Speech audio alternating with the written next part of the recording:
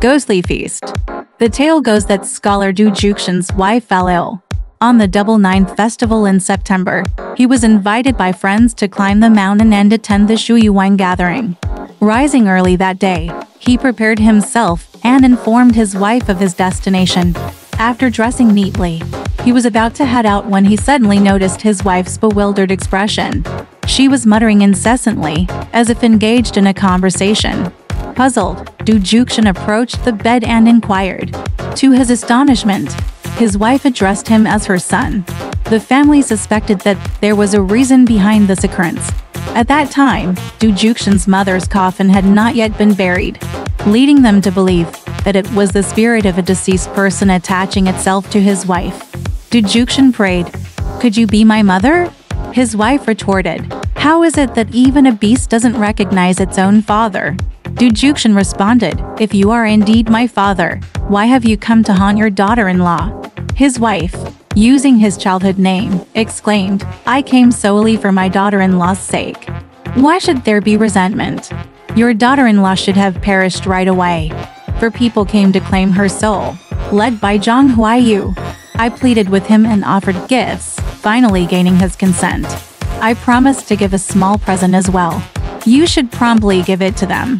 Du Juxian followed her instructions and burned paper money outside the door. His wife continued, "Those 4 individuals have left. They couldn't bear to shatter my dignity. In 3 days, we must prepare a feast to thank them. Your mother is getting old and cannot handle cooking at her age. At that time, trouble your daughter-in-law to go." Du Juxian said, "The paths of the living and the dead are distinct. How can I take care of this? I hope you can forgive." His wife said, "My son, don't be afraid. You'll be back soon. Besides, this matter concerns her own affairs. We mustn't shy away from a little effort." After speaking, she fell into a faint, only reviving after a long while. Du Juxian asked her about what she had said, but she was unable to recall it clearly. All she said was, "A while ago, I saw 4 people coming to apprehend me. Thankfully, Aunt Wang pleaded and managed to get them to spare me. She even offered them money from her purse, but there were still 2 silver coins left in it. I considered stealing one for personal expenses. However, when Aunt Wang saw it, she scolded me, saying, 'What are you thinking? Is this something you can use?' I withdrew my hand and didn't dare touch it." Du Juxian thought his wife might be critically ill and took her words with a grain of skepticism. After 3 days, while Du Juxian's wife was in the midst of laughing, she suddenly stared fixedly at him for a long time and asked, "Your daughter-in-law is too greedy.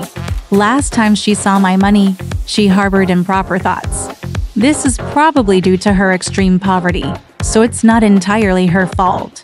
Now I'm going to have her manage the kitchen for me, so you need not worry." With that, she fainted and took about half an hour to regain consciousness. She told Du Juxian, "Just now, Aunt Wang asked me to go. She told me, you don't need to personally get involved. I have someone to do the cooking.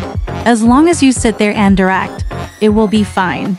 The underworld enjoys ample offerings, so all the food must overflow from the vessels. Remember that." I agreed. When I arrived at the kitchen, I saw 2 women slicing things with knives.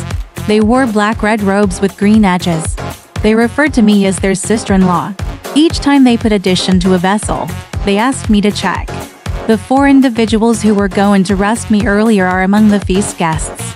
After the dishes were prepared, and the wine was all set, Aunt Wang allowed me to return. Du Juxian was astonished upon hearing this and frequently shared the story with his acquaintances. Alright, this story has come to an end. If you liked it, please give it a thumbs up. Thank you.